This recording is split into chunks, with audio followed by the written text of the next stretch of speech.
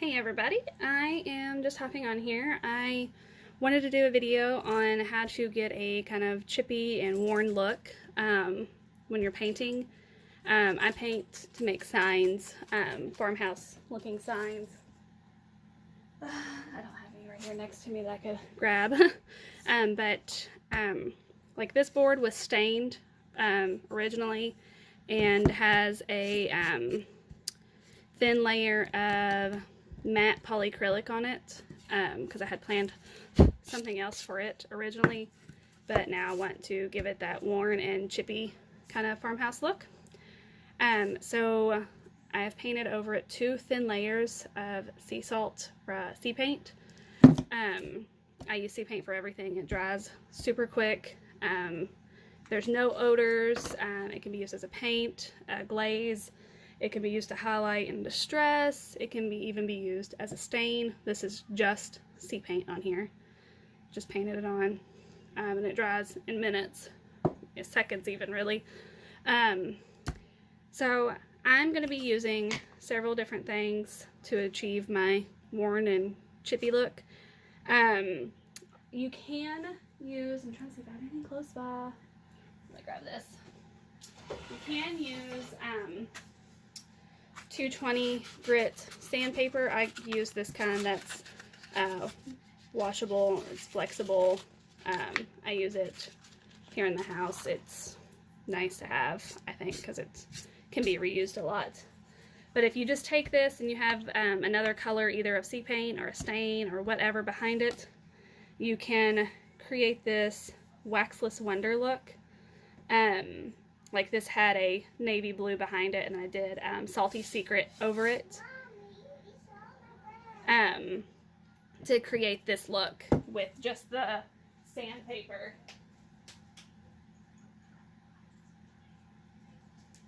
So I will use that to kind of get this kind of texture, to get some chippy parts in it. I'm going to use, this is the only razor blade I have handy, so I'm going to use this. You can use a paint scraper, a razor blade, anything, a putty knife, something with just a flat edge.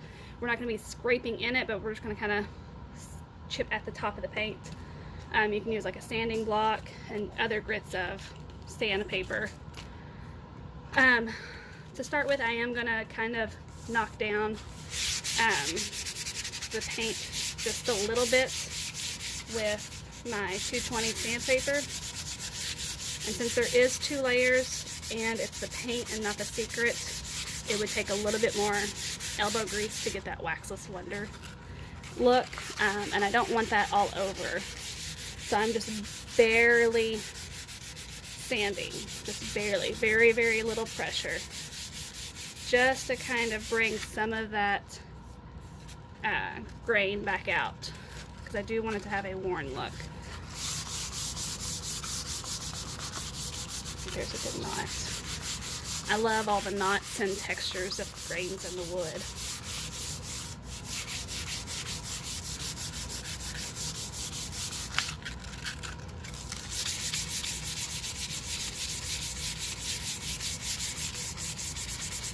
And like I said, I'm using very, very little pressure and just kind of going back and forth over this. Oops.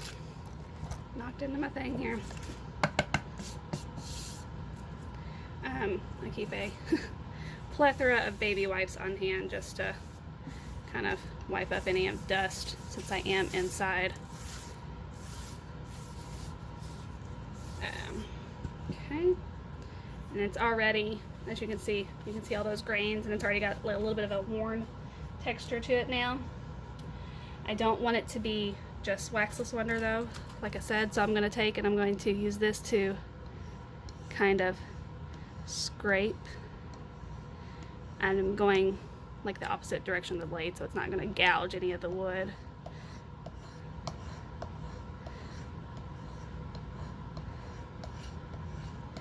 And this is working really well for me, especially since it did have that layer of polyacrylic. It's got dust all over the back now.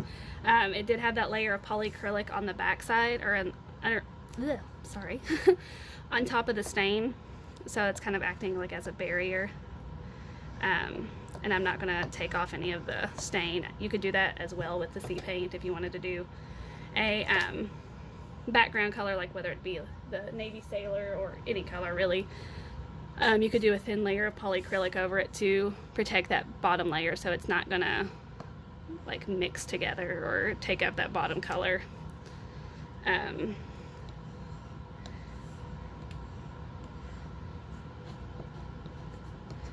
really like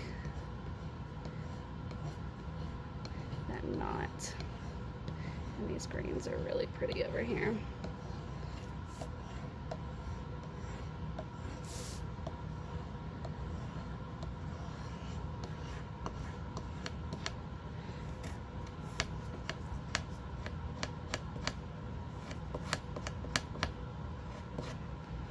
You could go as heavy or as light as you wanted to get the amount of worn or vintage chippy look that you want. I'm just kind of hitting it all over to get a good mix, because I don't want it to all be just one way or the other. I mean, you can even go in the opposite direction to give it a little bit different look, because I mean, in real life nothing is all perfect in one direction anyway.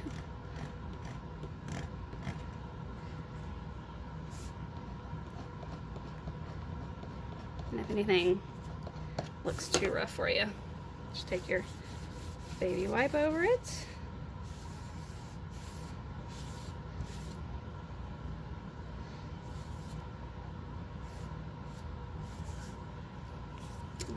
Just using two little tools. I know it's all wet from the wipe right now, it's shiny, but just two little tools and it already has a beautiful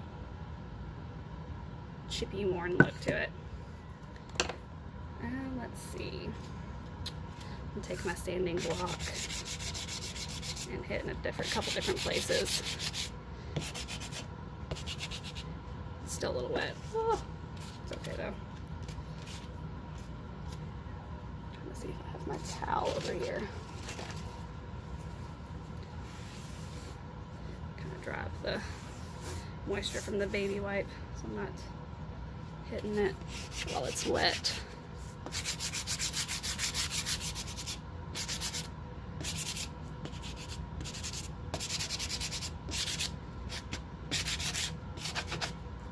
And let's see, I haven't done anything on the edges. Let's hit those.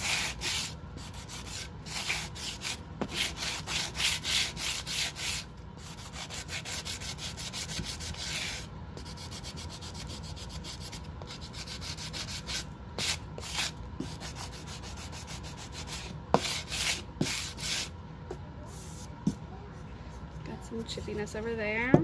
Hit it with a little bit of, harder to do the edge with this, trying to put pressure down.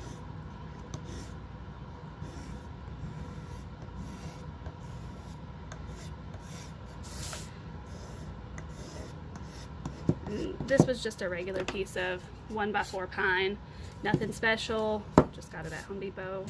I hit it with like 150 grit, I think, sandpaper, so it wasn't even that super smooth. I like to leave a little bit of the texture there, to leave some of the grains raised up to give you that, oops, if I can get it focused, there we go, that nice texture right there. I've got baby white fuzzy on it.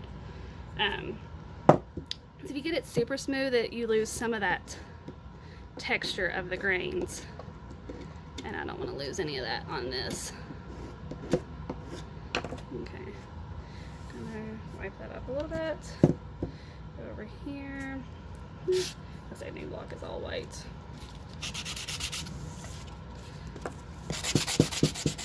And usually if I have a piece of wood that has a knot or a hole in it, I usually leave it just because I love the character of wood like that, and I think that makes it unique and it gives it that more handmade feel to it. I don't know, I don't like everything to look symmetrical and perfect on every single piece I have or that I make. I think it's a little boring, which is why I like to do a lot of the distressing like this on signs, just because every piece is going to look completely different just due to the texture and the natural grains in the wood, because no two pieces of wood are identical. And right here is some good place, not some good place, a good place to do some chippiness, because that would be a natural place that you would get worn there on a knot. If you are using a razor blade, please be super careful. This has been used for a lot of this. It's very dull. I don't use it for anything to actually cut anymore. So knock some of the dust off the top, and voila, have a nice chippy background. It's not too just worn, like if you do the 220 sandpaper, it's just gonna look kind of worn down and the colors kind of just like blend together, which is a very beautiful look, but that's not the look I wanted for this. I wanted this to have more of a chippy farmhouse look.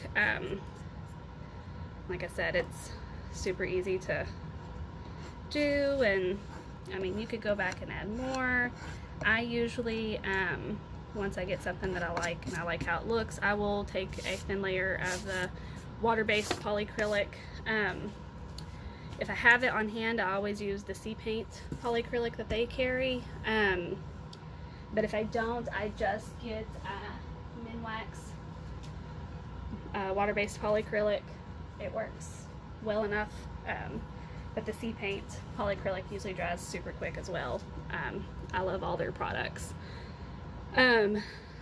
So that is how to get the kind of chippy farmhouse look. You could do it with any color. I just chose white because it is a farmhousey kind of color. If you have any questions, drop them in the comments. I will try to see if I can find a link on Amazon to get some of the different tools and stuff for you if anybody wants to shop from the video. So thanks for stopping by and watching.